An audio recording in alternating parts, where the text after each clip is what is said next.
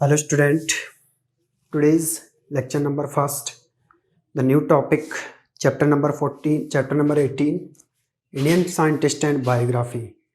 Indian scientist और biography. India के कुछ ऐसे साइंटिस्ट हैं जिसका साइंस के अंदर काफ़ी रोल रहा है और उसी से रिलेटेड उनकी बायोग्राफी अपन रीड आउट करेंगे।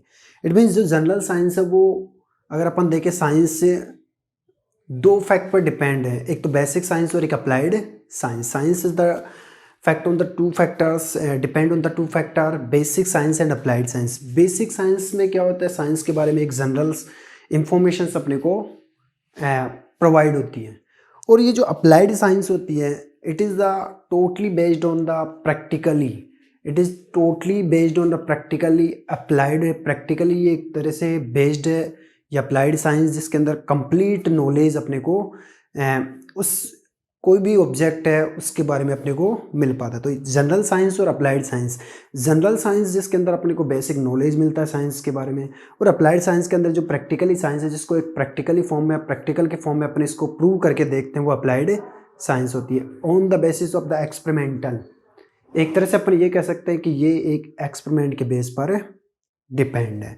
अब बात करते हैं इसी अप्लाइड साइंस के बेस पर इंडिया की इकोनॉमी क्या करती है, डिपेंड करती है कि जितने अपना एक्सपेरिमेंट करते हैं उसी के बेस पर नई टेक्निक होती है वो क्या होती है, अराइज होती है, और उसी टेक्निक के बेस पर अपन इसको अप्लाइड करते हो। इंडिया की जो इकोनॉमी है ये डिपेंड करती है applied science, but both general science and applied science, इन दोनों के कॉन्टेक्स्ट में अगर अपन देखें तो अप्लाइड साइंस क्या है, एक बेटर अप्लाइड साइंस जिस प्रैक्टिकली इसको बताया गया। तो अब इसी के बेस पर कुछ ऐसे साइंटिस्ट है और उनकी बायोग्राफी के बारे में अपन रीड आउट करेंगे। कुछ ऐसे साइंटिस्ट है जिनकी बायोग्राफी किस तरीके से, उनका जन्म कहाँ हुआ, उनका बोर्न, उन्होंने क्या साइंस के अंदर अपना इम्पोर्टेंट रोल्स दिया और उनके बेसिस पर अपनी इकोनॉमी के कैसे डिपेंड करती है, तो उसी के बारे में आज डिस्कस करेंगे। तो यहाँ पर जो दे रखे हैं,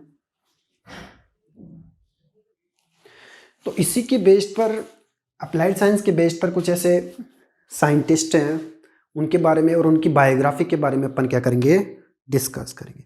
तो पहले अगर अपन फर्स्ट देखते हैं तो फर्स्ट आते हैं सुश्रुत। फर्स्ट आते हैं Sushruta. Sushruta Sushruta Sushruta is the descent of the Vishwamitra. ये विश्वामित्र के क्या थे, डेस्केंट थे, पूर्वज थे, जिसको अपन ये कह सकते हैं सुश्रुत।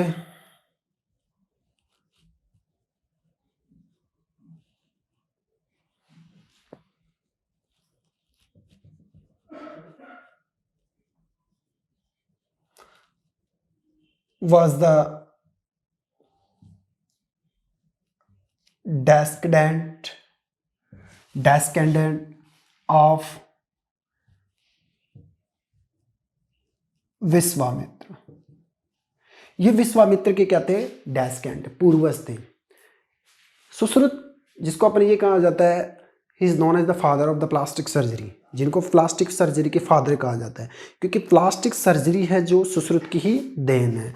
जिसको एक तरह से अपन ये कह सकते हैं कि Sushruta was the father of plastic surgery, he is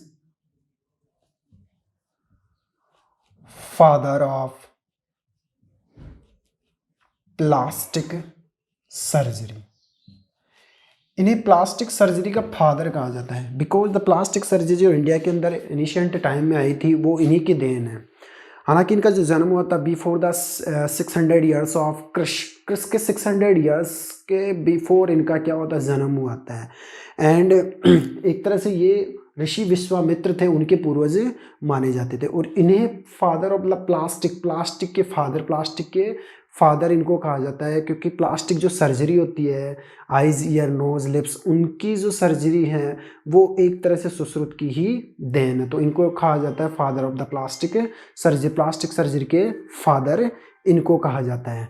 तो इन्होंने, इनका जो मेन फोकस था ये था कि इन्होंने ज़्यादा जो फोकस किया था वो एक मेडिसिनल साइंस के ऊपर ज़्यादा फोकस किया गया था, कि मेडिसिनल साइंस के ऊपर इन्होंने फोकस किया था, और तभी से ये प्लास्टिक सर्जरी करना स्टार्ट कर दिया इन्होंने, तभी से इनको फादर ऑफ प्लास्टिक सर्जरी कहा जाता। तो मेडिसिनल साइंस पर ज़्यादा इनका फोकस था, और इन्होंने ये कहा था कि अगर अपन कोई भी इंस्ट्रूमेंट सर्जरी के प्रोसीड्यूर्स में काम लेते हैं तो उन्हें इंस्ट्रूमेंट का क्या किया जाता है, सर्टिलाइजेशन किया जाता है। It means he focus the sterilization of the medicinal equipment. उन्होंने ये कहा कि अगर कोई भी अगर अपन इंस्ट्रूमेंट काम में लेते हैं सर्जरी के काम में, तो उनका मेडिसिनल इंस्ट्रूमेंट का क्या किया जाता है, क्या करना चाहिए, सर्टिलाइजेशन करना चाहिए, उसको निर्जमीकृत करना चाहिए, उसके जितने भी बैक्टीरियाज हैं उनको क्या करना चाहिए, किल करना चाहिए। So now second next point is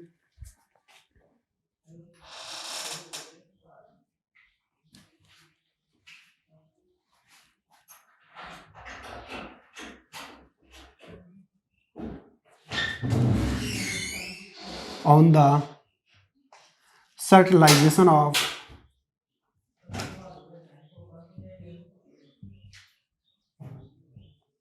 medicinal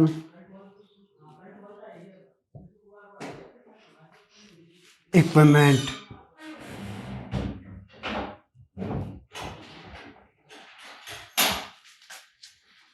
for the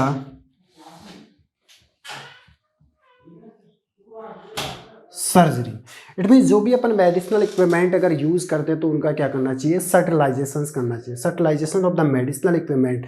जो भी अगर अपन मेडिसिनल इक्विपमेंट यूज़ करें तो उनका सबसे पहले क्या करना चाहिए, सर्टिलाइजेशन करना चाहिए। It means kill the bacterias on these medicinal equipment, कि अगर कोई भी मेडिसिनल इक्विपमेंट जैसे अपन फोर्सेप यूज़ करते हैं, जो भी अपन यूज़ करते हैं, तो उनको सबसे पहले क्या किया जाना चाहिए, सर्टिलाइज। तो इनका मेन फोकस यही था, kill the bacterias of these equipment by the fertilizations, और it may be the heating effect। या तो आप इसको हीटिंग इफेक्ट से या फिर सर्टिलाइज किसी भी मेडिसिन से इसको सर्टिलाइज करके उसके कंप्लीट बैक्टीरियाज को डिस्ट्रॉय करना चाहिए, तो उसके बाद में प्लास्टिक सर्जरी स्टार्ट करनी चाहिए। तो इसका ये फोकस था, इन्होंने फोकस्ड किया sterilization medicinal equipment for the surgery.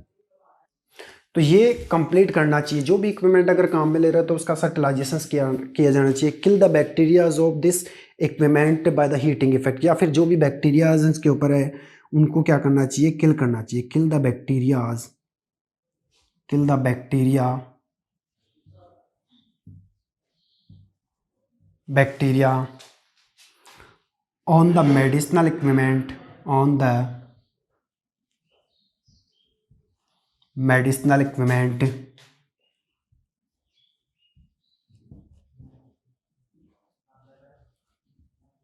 By heating effect.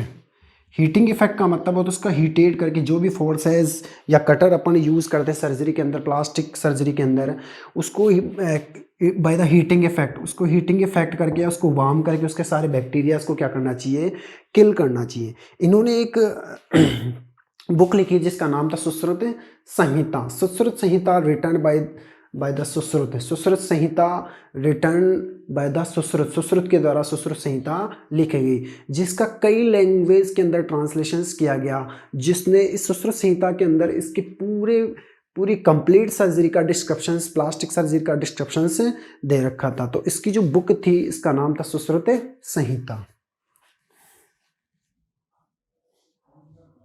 He wrote the book of Sushruta Samhita.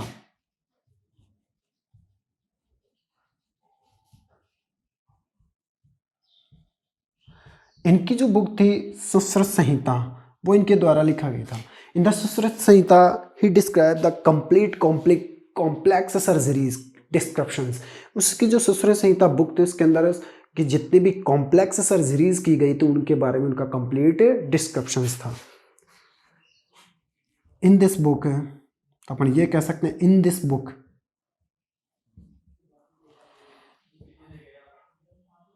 there were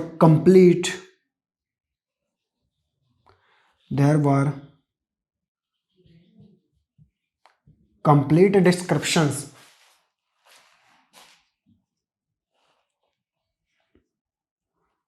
या complete described of complex plastic surgery, complex plastic surgery, complex plastic surgery के बारे में इसका complete description था, जिसके book का नाम था सुश्रुत संहिता, तभी इसको फादर ऑफ है प्लास्टिक सर्जरी। फर्स्ट होता ही सर्जरी, उन्होंने जो सबसे पहले सर्जरी की थी वो नोज, ईयर और लिप की थी। नेक्स्ट पॉइंट है first of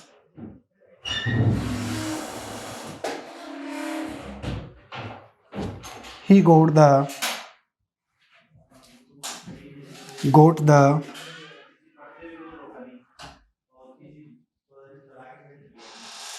surgery of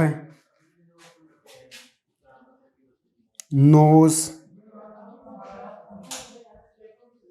ear and lips, कि इन्होंने अगर सर्जरी की है तो सबसे पहले ईयर, नोज और लिप्स है, इन तीनों ऑर्गन्स की इन्होंने सबसे पहले क्या की, सर्जरी की। तो सर्जरी के बारे में ये पॉइंट काफ़ी इंपॉर्टेंट है कि सबसे पहले किस ऑर्गन की सर्जरी की गई, तो नोज, ईयर एंड लिप की इन्होंने क्या की, सर्जरी की। तो ये इसके मेन पॉइंट थे। अब इसका कंक्लूजन्स क्या निकलता है, इसका ये कंक्लूजन निकलता है कि इंडिया इज़ द अहेड है, इंडिया ने सबसे आगे परफॉर्मेंस किया इन the medicinal science of the important fact of the plastic surgery, कि प्लास्टिक सर्जरी के अंदर इंडिया ने क्या किया, सबसे अहीड रहा, इंडिया सबसे आगे रहा प्लास्टिक सर्जरी। और इसी कारण से सुश्रुत को कहा जाता है the father of plastic surgery, कि इनको प्लास्टिक सर्जरी का फादर कहा जाता।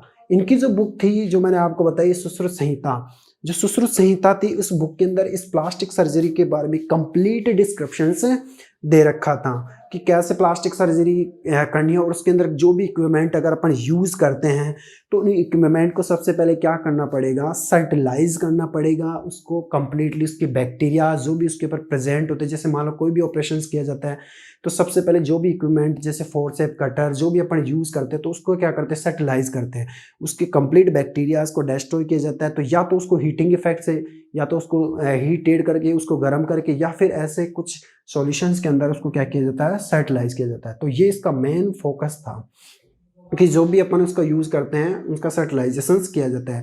और इन्होंने जो सर्जरी की थी वो नोज, ईयर एंड लिप्स हैं, ये प्राइमरी ऑर्गन्स थे जिन्होंने इनकी क्या की थी, सर्जरी की थी। और इन्हीं के बेस पर इनका जो कंक्लूजन निकलता है कि India is the head in the medicinal surgery, in the medicinal plastic surgery, की इंडिया मेडिसिनल प्लास्टिक सर्जरी के अंदर इन्होंने हीड या एक तरह से अपना रोल इम्पोर्टेंट किया। और इनका जो जन्म हुआ था बिफोर 600 ईयर्स ऑफ द कृष के 600 ईयर्स से पहले इनका क्या हुआ था, जन्म हुआ था। ये ऋषि विश्वामित्र के पूर्वज माने जाते हैं, ऋषि विश्वामित्र के पूर्वज माने जाते हैं। तो इन्होंने जो अपनी एजुकेशन, प्रारंभिक एजुकेशन ऑब्टेन की थी, प्राइमरी एजुकेशन, वो धन्वंतरी आश्रम में ऑब्टेन की थी।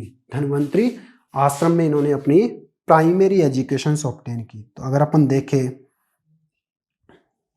ही ऑब्टेन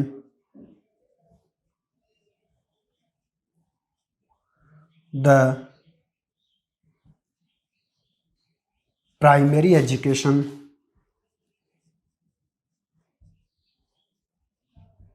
इन धन्वंतरी आश्रम।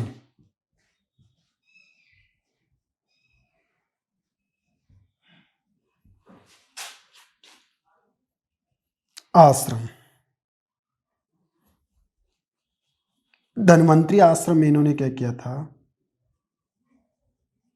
अपनी प्राइमरी एजुकेशन इन्होंने क्या की थी, ऑब्टेन की थी। धन्वंतरी आश्रम के अंदर इन्होंने अपनी प्राइमरी एजुकेशन से ऑब्टेन की थी। He was the first